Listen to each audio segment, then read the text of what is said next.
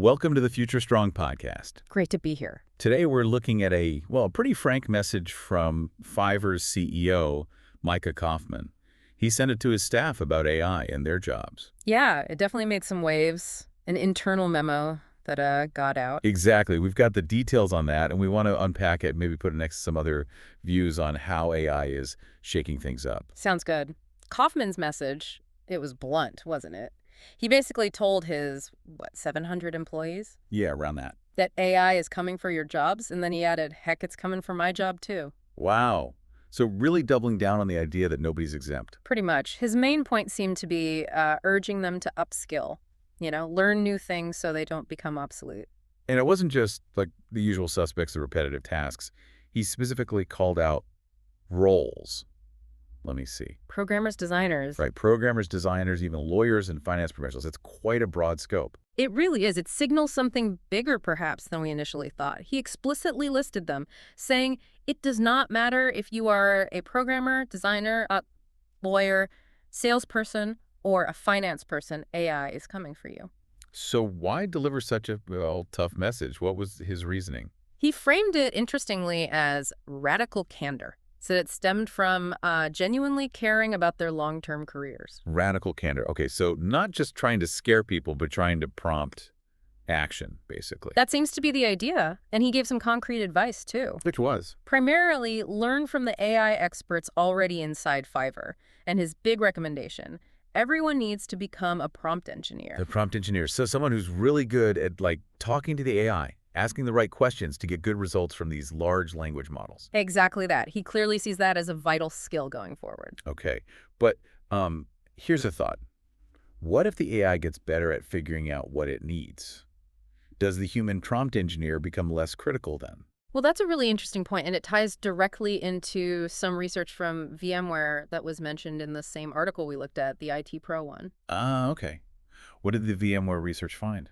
They compared prompts written by humans, sort of baseline prompts, with prompts that were systematically optimized by AI. Oh, yeah. And interestingly, the AI-generated or AI-optimized prompts often produced, better results. Huh. So the AI was better at telling itself what to do, in a way. That's one way to look at it, yeah.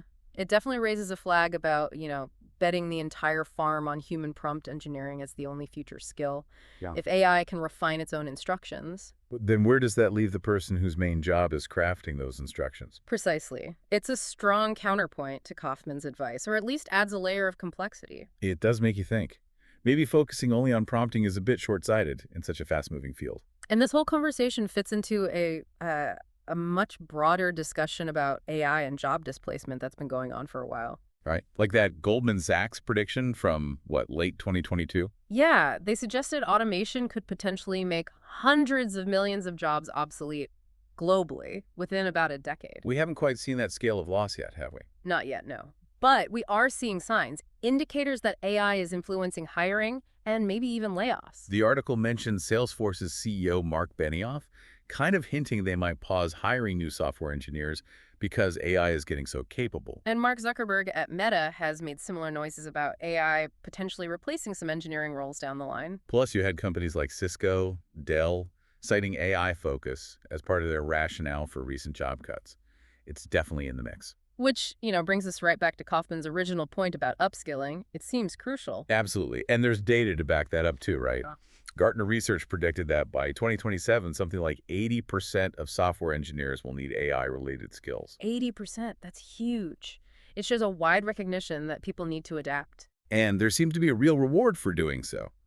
Those with AI skills are apparently in high demand. Very high demand. AWS research pointed to a potential salary bump, like a premium of up to 31% for AI skills. 31%. Mm-hmm. And Indeed found that some of the top-paying skills right now are in AI, averaging, around $174,000. Yeah, substantial numbers. That's a clear market signal. So, okay, we have Kaufman saying, become a prompt engineer now. Then we have VMware suggesting maybe the AI gets good at that itself. And then the bigger picture. Potential job shifts, but also high rewards for those who gain AI expertise.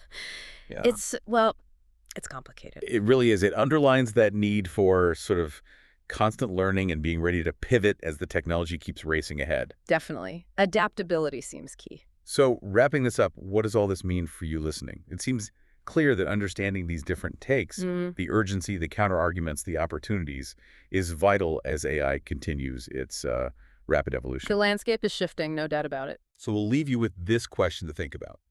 How are you preparing? How are you thinking about adapting your own skills for a future where today's essential knowledge might not be enough tomorrow?